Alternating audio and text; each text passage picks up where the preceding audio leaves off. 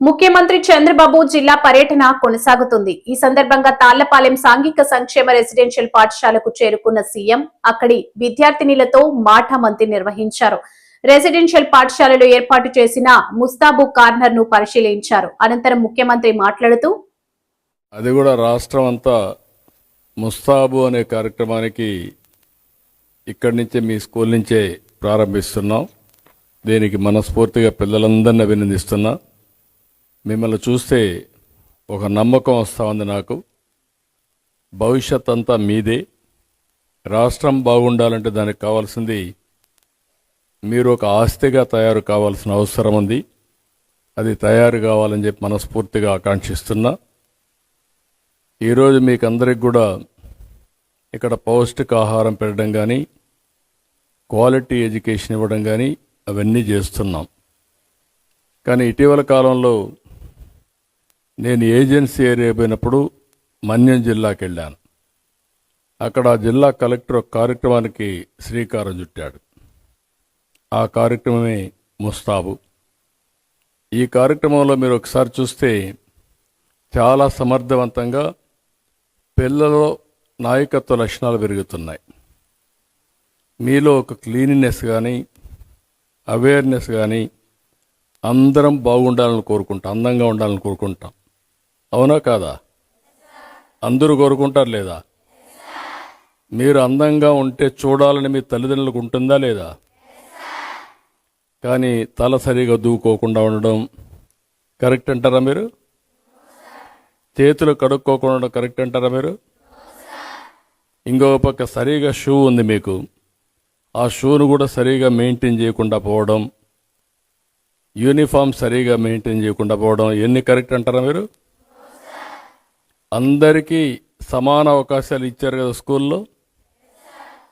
అందరికీ షూ ఇచ్చారు కదా, యూనిఫామ్ ఇచ్చారు కదా, బాత్రూమ్లు అదే బాత్రూమ్లు ఉన్నాయి కదా.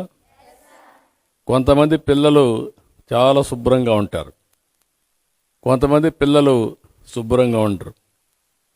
దానికి కారణం ఏంటమ్మా?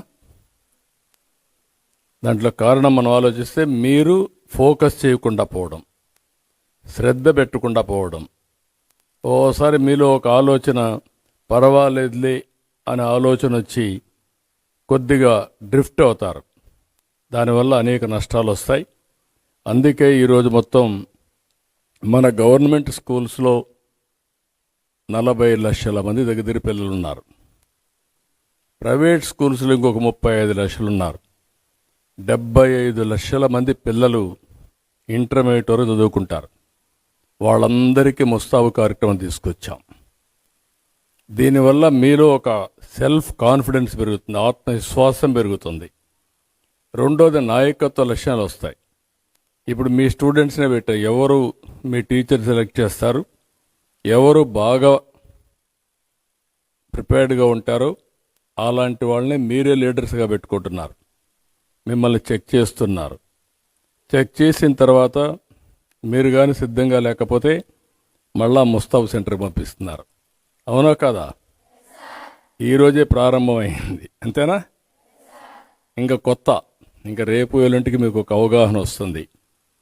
ఇక్కడ మెయిన్గా గోర్లు సరిగా కట్ చేసుకోవడం, తలదూకొని రావడం, అదే మాదిరిగా భోంచేసిన తర్వాత చేతులు కడుక్కోవడం, ఎప్పటికప్పుడు ముఖం కడుక్కోవడం, ఇవన్నీ వస్తే మీకు ఒక ఫ్రెష్నెస్ వస్తుంది, చదువు మీద శ్రద్ధ వస్తుంది. దానివల్ల మీకు ఒక ఆలోచన విధానంలో మార్పు వస్తుంది. నాయకత్వంలో కూడా అనేక మార్పులు వస్తాయి. తద్వారా మీకు మంచి భవిష్యత్తు ఉంటుంది. ఇప్పుడు మీరందరూ గుర్తుపెట్టుకోవాలి, మీకు అందరికీ పెద్దయినాక మంచి భవిష్యత్తు కావాలనుకుంటున్నారా లేదా? కావాలి అనుకుంటున్న వాళ్ళు చేతులు పైకెత్తండి. ఓకే, చేతులు దించండి. నాకు భవిష్యత్తు లేకపోయినా పర్వాలేదు అనుకున్న వాళ్ళు ఎవరిని ఉన్నారా? ఎవరు లేరు. అంటే మీకు ఒక యాస్పిరేషన్ ఉంది. రెండోది, మీకు అందరికీ ప్రభుత్వం కానీ మీ తల్లిదండ్రులు మీ మీద శ్రద్ధ పెట్టుకున్నారు. వాళ్ళు చాలా హోప్ పెట్టుకున్నారు. మీరు పైకొస్తే వాళ్ళ యొక్క భవిష్యత్తు బాగుంటుంది, మీరు వాళ్ళు సరిగా చూసుకుంటారు అనే ఆశ పెట్టుకున్నారు. ఇప్పుడు ప్రభుత్వం కూడా మీ అందరికీ తల్లికి వందనం 15,000 రూపాయలు ఇచ్చామా? మీ అందరికి వచ్చింది కదా? మీ తల్లి కూడా ఆనందంగా ఉంది కదా? అంటే మీరు గుర్తుపెట్టుకోవాల్సింది, ఏ తల్లికైతే 2 పిల్లలుంటే 30,000 వస్తూ ఉంది, 3 ఉంటే 45,000 వస్తూ ఉంది, 5 మంది ఉంటే 75,000 వస్తూ ఉంది. అంటే పిల్లలు తల్లులకు భారం కాకూడదని ప్రభుత్వం ఈ కార్యక్రమాన్ని తీసుకున్నాం. అక్కడ చేస్తూనే మళ్ళీ మీకు అన్నీ కూడా ఎక్కడా కొరత లేకుండా పుస్తకాలు అన్నీ ఇస్తున్నావా? మంచి రెసిడెన్షియల్ స్కూల్లో చదివిస్తున్నావా? చదివించినప్పుడు మీరు బాగా చదువుకోవాలి కదా. రెండో విషయం కూడా మీరు గుర్తుపెట్టుకోవాల్సింది, ఇక్కడ 6వ తరగతి నుంచి ఉన్నారు అంతేనా? 5వ తరగతి నుంచి ఉన్నారు, 5 నుంచి ఉన్నారు. 5 నుంచి ఉండే పిల్లలు మీరు గుర్తుపెట్టుకోవాల్సింది, ఒక 5 నుంచి అంటే మీకు 12 అయ్యే కొద్దికి 7 ఏళ్ళు అవుతుంది. అక్కడి నుంచి ప్రొఫెషనల్ కోర్స్ అయితే ఇంకొక 4-5 ఏళ్ళు అవుతుంది. అంటే ఒక 10-12 సంవత్సరాలు మీరు కష్టపడి చదువుకుంటే మీరు ఏది కావాలంటే అది అవుతారు. మీరు ఈ విషయం గుర్తుపెట్టుకోవాలి.